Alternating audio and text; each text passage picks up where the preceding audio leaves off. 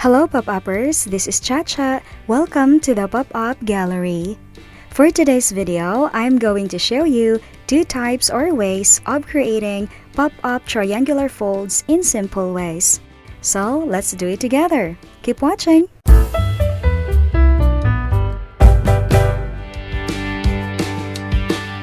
This is our first pop-up element, or we can also use it as our main tab.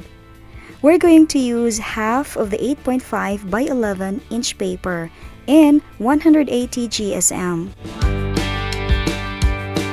Let's fold it half, then put the measurements.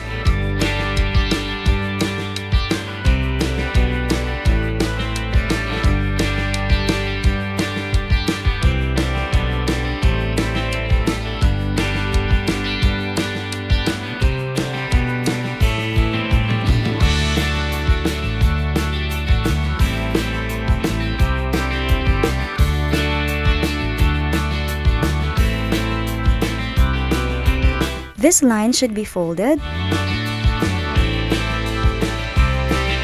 and this curved line is to be cut.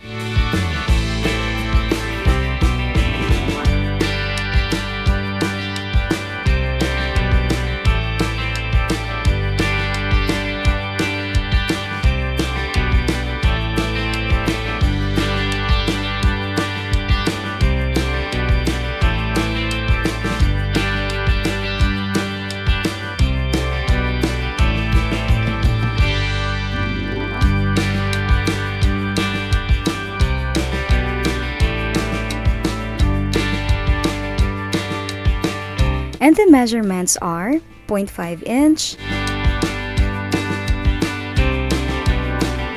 This is 4 inches.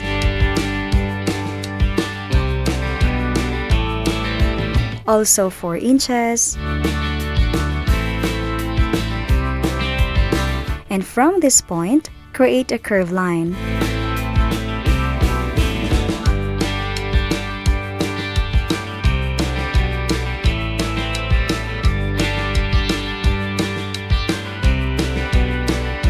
Again, this is a folded paper, okay?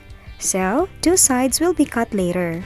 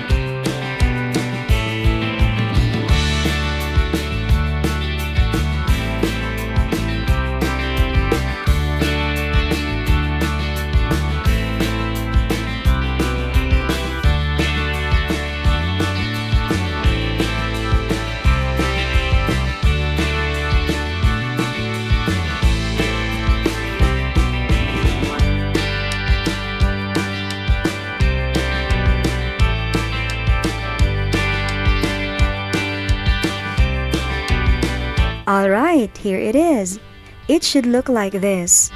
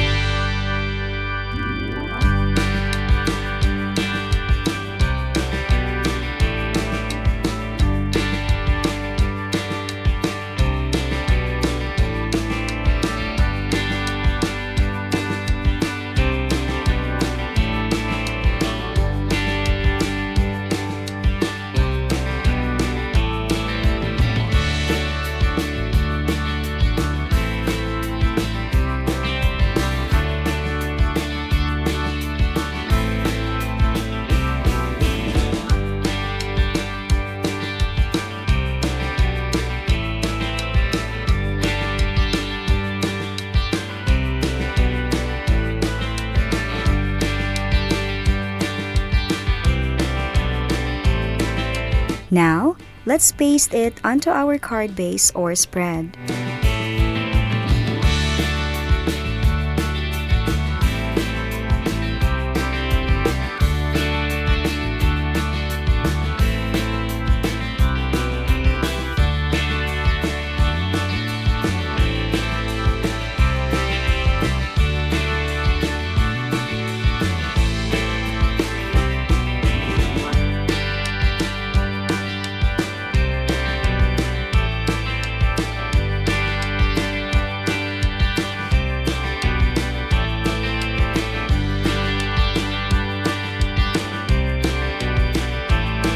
Make sure that the center folds of the two papers are exactly overlapping so that you won't encounter any problem later.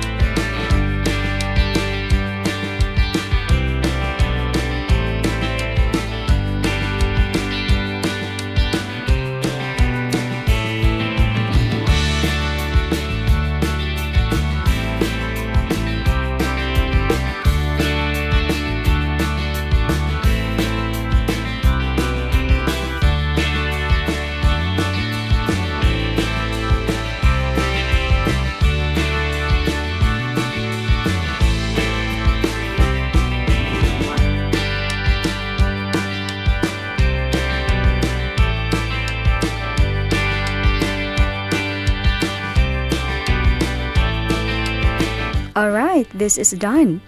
This is our first pop-up element, or we can also use it as our main tab if we want to attach some things on it.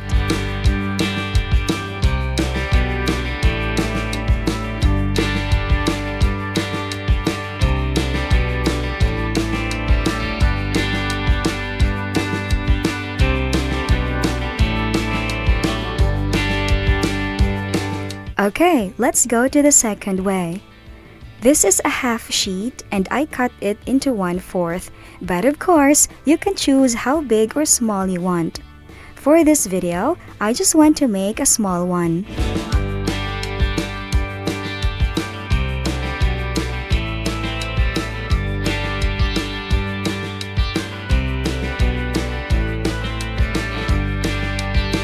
This has no specific measurement.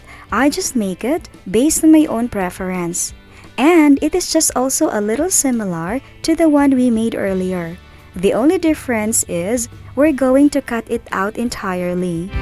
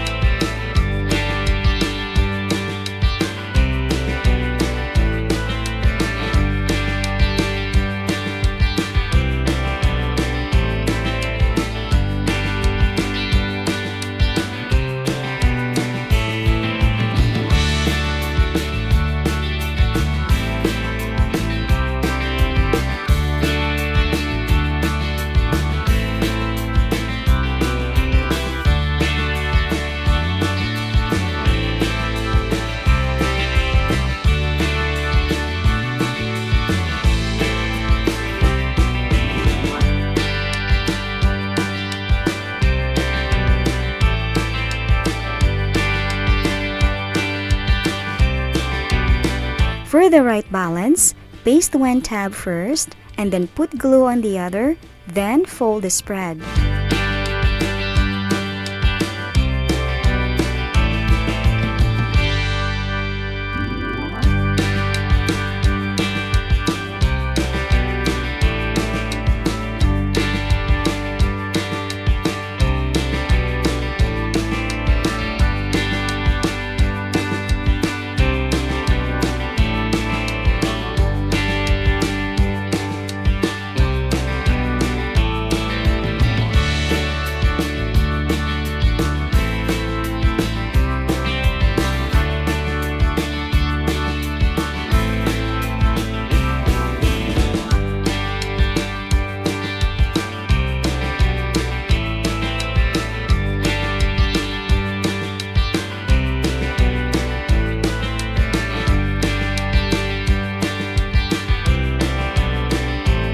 Okay, they are done.